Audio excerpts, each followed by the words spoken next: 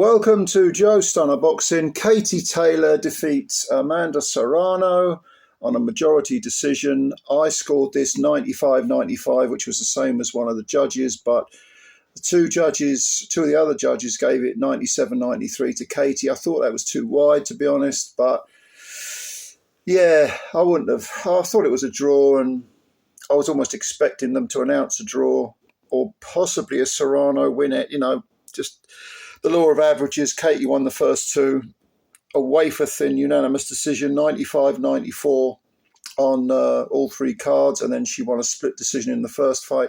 I thought maybe Amanda might be due a bit of luck, but apparently not. It's 3-0 to Katie Taylor, but this was a very, very different fight from the first two. The first two were just flat-out barn burners, not without skill, but with an awful lot of, crush bang wallop thrown in.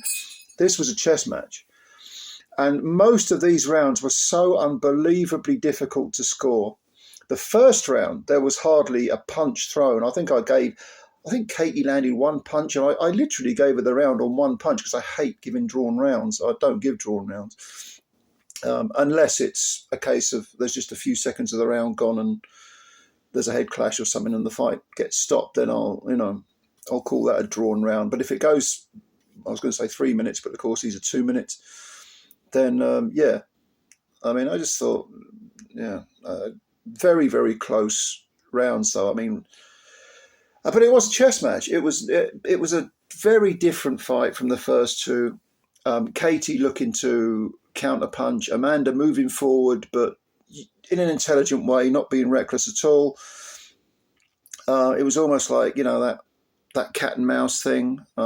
But at times you wondered who's the cat and who's the mouse, because they were both at times looking to counter-punch. I think Katie thought, I'm going to outbox this girl, and I'm going to almost like turn the volume down. The output's not going to be anywhere near what it was, but I'm going to just sort of pop my way to a decision win.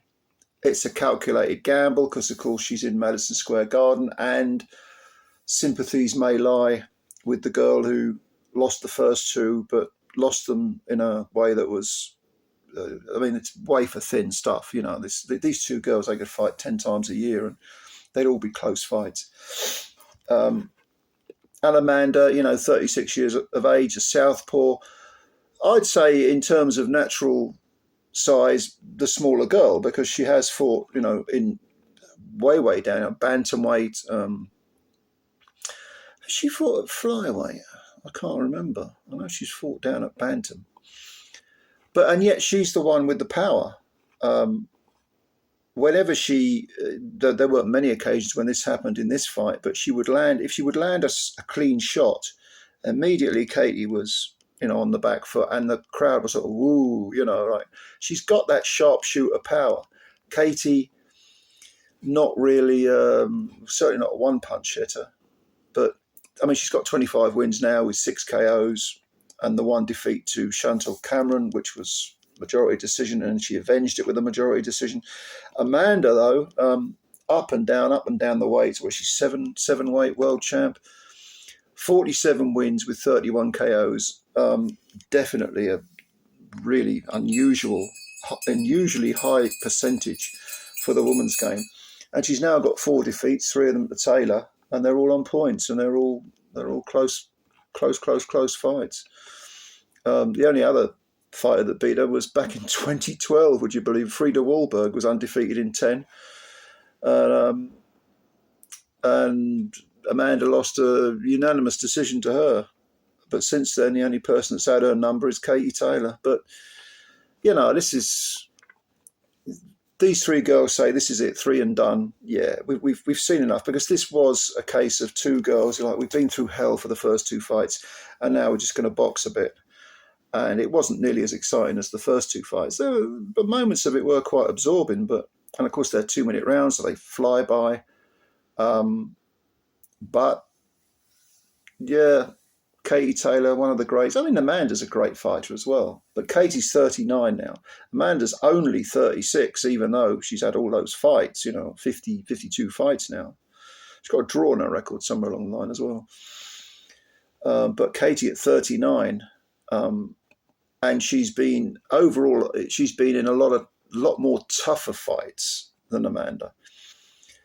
But I don't know, how long can she go on for? She'll probably carry on until she gets beaten again because she loves boxing.